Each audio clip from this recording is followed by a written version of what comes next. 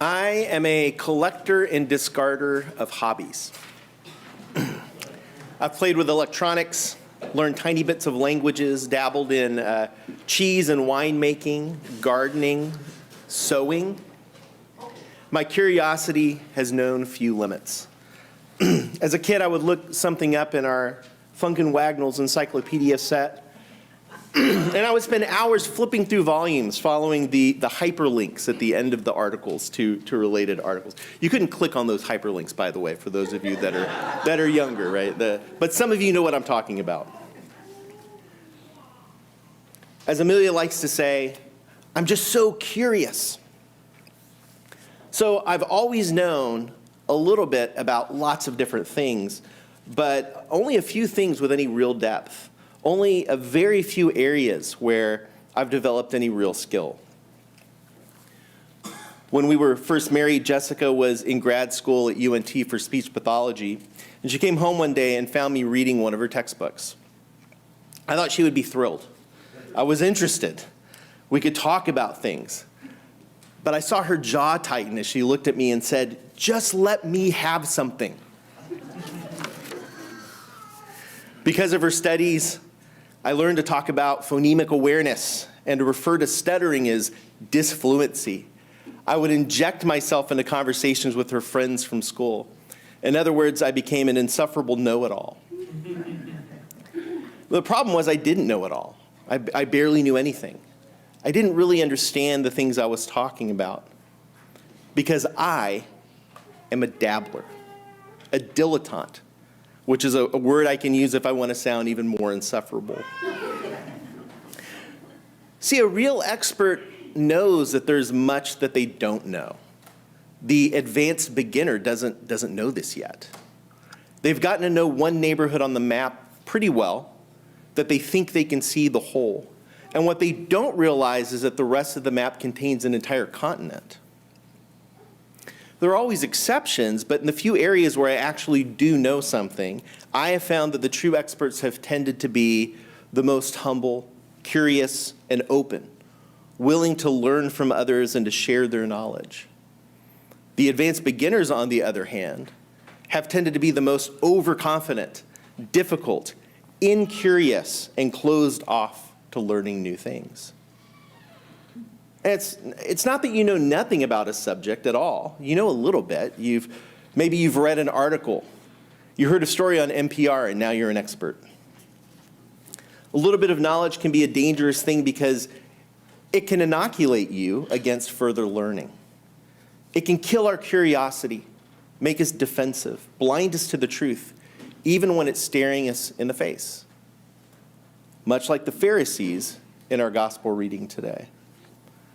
And actually, both the Old and New Testament readings today are filled with stories of people having their assumptions challenged, but confronted by new light. Whether it's Samuel and his assumptions about what a king looks like, or the disciples and their assumptions about human suffering and its causes. This healing is the 6th of 7 signs that Jesus performs in John's gospel. John calls them signs, not miracles, because he wants to point us to something. They're not randomly selected either. They have a purpose. At the end of chapter 20, he writes, "Now Jesus did many other signs in the presence of the disciples, which are not written in this book, but these are written so that you may believe that Jesus is the Christ, the Son of God, and that by believing you may have life in his name." The Christ, the Messiah, the long-awaited Savior promised in the Old Testament, who would embody Yahweh coming to rescue his people and herald the day of the Lord. How does this sign point to Jesus being the Messiah? Well, it's clearly a miracle. It's remarkable. We don't see this kind of healing every day, but it's more than that. There are specific prophecies about the sorts of things that will happen when the Messiah comes. For instance, Isaiah writes that in the day of the Lord, the eyes of the blind shall be opened, the ears of the deaf unstopped. Then shall the lame man leap like a deer, and the tongue of the mute sing for joy. When Messiah comes, he will restore the sight of the blind. So, what will Jesus do here? He's just called himself the light of the world. What will the light of the world do when he comes upon this man who has spent his life in darkness? Well, he's going to make clay with his spit and smear it in his eyes. We could talk about why Jesus may have chosen to heal the man this way. From other healings, we know that he clearly didn't need to do that physical thing like that. But what I want you to notice is this. I want you to notice the man's reaction.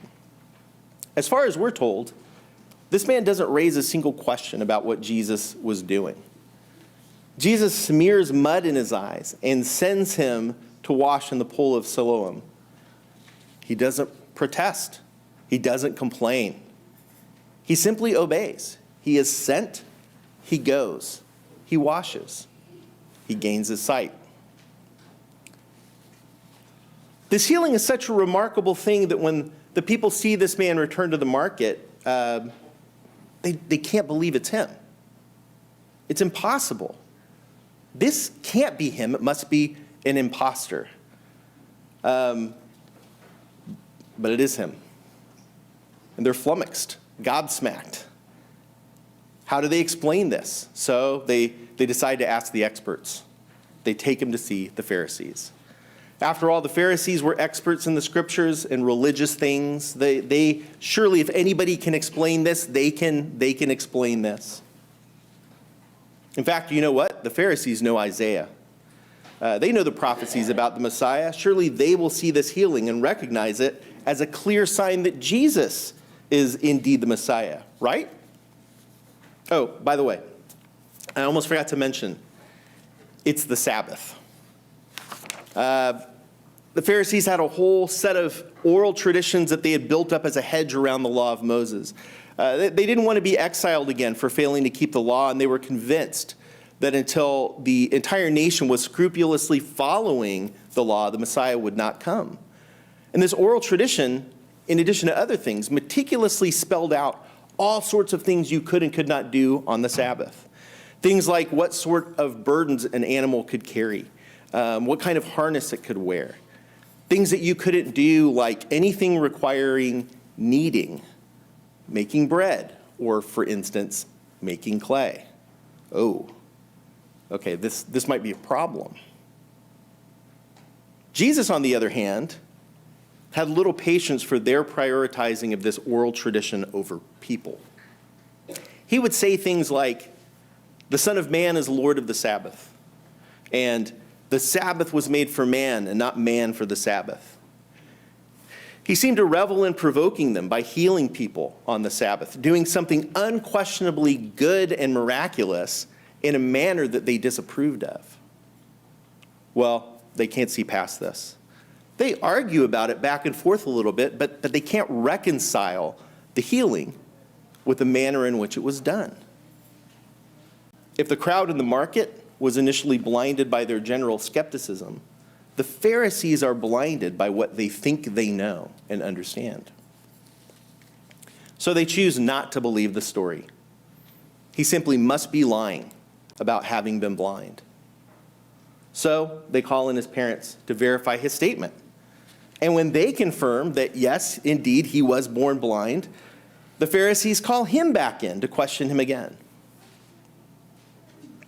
But they're spinning their wheels. They don't know what else to do. And this time the man is so frustrated by their willful blindness, so obvious to him, that he lashes out at them in rebuke. Here is an astonishing thing. You do not know where he comes from, and yet he opened my eyes. We know that God does not listen to sinners, but he does listen to one who worships him and obeys his will. Never since the world began has it been heard that anyone opened the eyes of a person born blind. If this man were not from God, he could do nothing. This so recently blind man is seeing things with remarkable clarity. But these highly educated men weren't about to listen to someone like him. And so they eject him from the synagogue. They excommunicate him from the worshiping community, the very thing his parents had been afraid of. The Pharisees were done with him. But Jesus was not done with them. Jesus seeks him out again because now he wants to finish his healing, to heal him spiritually too. When he finds him, he asks him, "Do you believe in the Son of Man?" Son of Man, by the way, is a messianic title from the book of Daniel. "And who is he, sir? Tell me so that I may believe in him." Jesus said to him, "You have seen him, and the one speaking with you is he."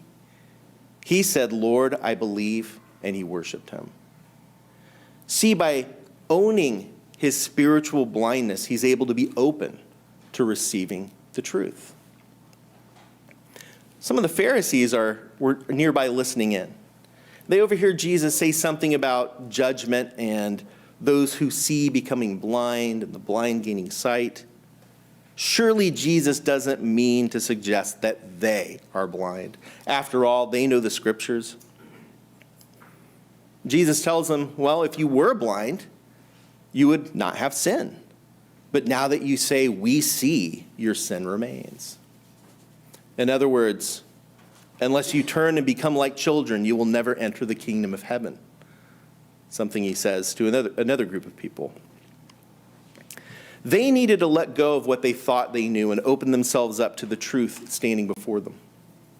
Their inability to have humility and approach Jesus with curiosity, instead assuming they knew better, prevented them from receiving Jesus, the very Messiah that they were awaiting. I think as we read this story, we're supposed to see who we identify with the most in it, right? Put ourselves in it. Well, I'll leave that as an assignment for you to take on your own. But as far as the Pharisees go, Proverbs puts it this way. Do you see a man who is wise in his own eyes? There is more hope for a fool than for him.